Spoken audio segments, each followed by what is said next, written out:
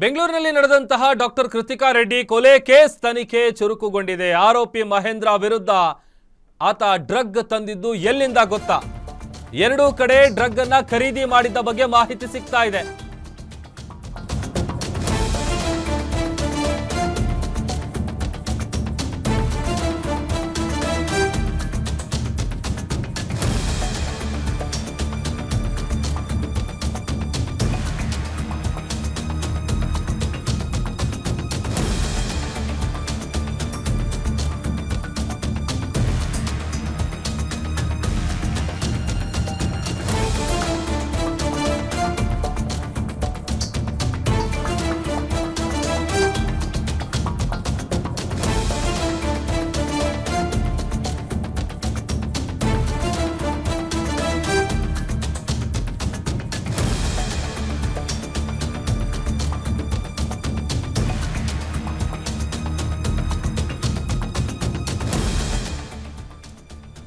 Doctor Krithika Reddy ಕೊಲೆ ಕೇಸ್ನ ತನಿಖೆ ಚುರುಕುಗೊಂಡಿದೆ.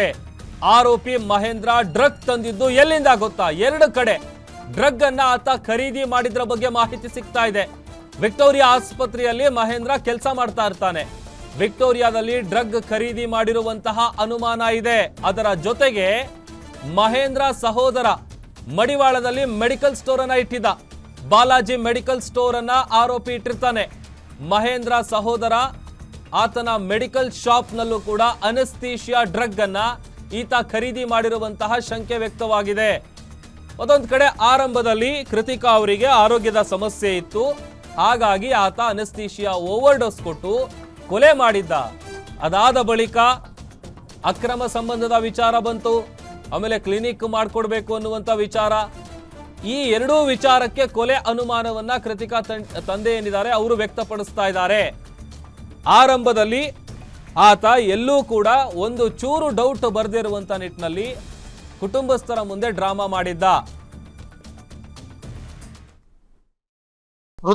ಕೃತಿಕಾ ರೆಡ್ಡಿ ಅವರ ಏನು ತಂದೆ ಈಗ ನಮ್ ಜೊತೆ ಇದ್ದಾರೆ, ಅವ್ರನ್ನ ಮಾತಾಡ್ಸೋಣ. ಮುನಿ ರೆಡ್ಡಿ ಅವರು, ಸರ್ ಯಾವಾಗ ಈ ಒಂದು ಘಟನೆ ನಿಮಗೆ ಗೊತ್ತಾಯ್ತು? ಪೊಲೀಸರು ಯಾವಾಗ ನಿಮ್ಗೆ ಇನ್ಫಾರ್ಮ್ ಕೊಟ್ರು? ಪೊಲೀಸರು ನಮಗೆ ಇನ್ಫಾರ್ಮೇಶನ್ ಅಂದರೆ ನಾನು FSL ರಿಪೋರ್ಟ್ ಇನ್ನೂ ಬಂದಿರಲಿಲ್ಲ. ಸರಿ ಇದೇನು ವಿಚಾರಿಸೋಣ ಅಂತ ನಾವು ಹೋದೆ ಸ್ಟೇಷನ್ಗೆ, ನಮ್ಮ ಅರ್ಥಲ್ಲಿ ಪೊಲೀಸ್ ಸ್ಟೇಷನ್ಗೆ ಹೋದಾಗ ಆಮೇಲೆ ವಿಚಾರಿಸಿದಾಗ FSL ರಿಪೋರ್ಟು ಬಂದಿದೆಯಾ ಸರ್ ಅಂತ ಕೇಳಿದ್ರೆ, ಇಲ್ಲಪ್ಪ ನಿನ್ನೆ ಮೊನ್ನೆ ತನಕ ಬಂದಿದೆ, ನಾವೀಗ ಇದನ್ನು ಒಪಿನಿಯನ್ ಕಳಿಸ್ಬೇಕು ಹಾಸ್ಪಿಟಲ್ಗೆ. ಹಾಸ್ಪಿಟಲ್ ಒಪಿನಿಯನ್ ಬಂದ ತಕ್ಷಣ ಅವರು ಕಾಸ್ ಆಫ್ ಡೆತ್ ಕೊಡ್ತಾರೆ.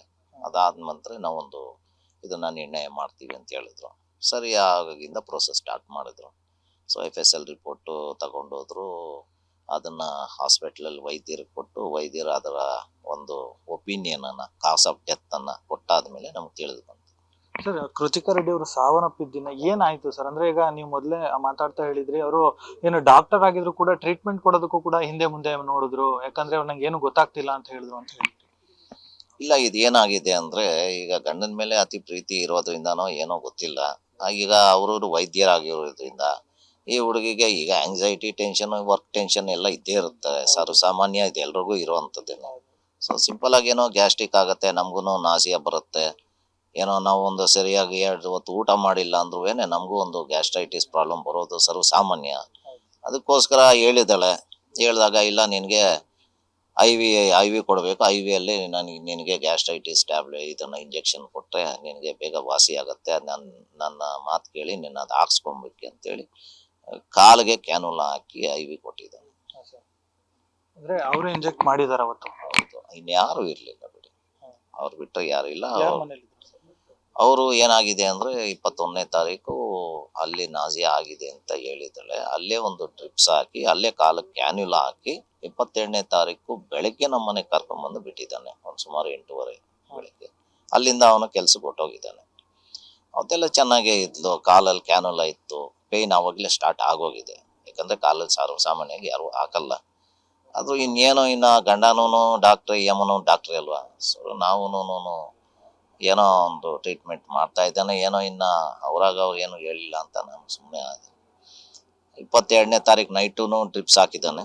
23ನೇ ತಾರೀಕು ಅದು 3 days ಆಗೋಯ್ತು, ಕ್ಯಾನುಲಾ ಪೇಯ್ನ್ ಸಿಕ್ಕಾಪಟ್ಟೆ ಆಗೋಗಿತ್ತು.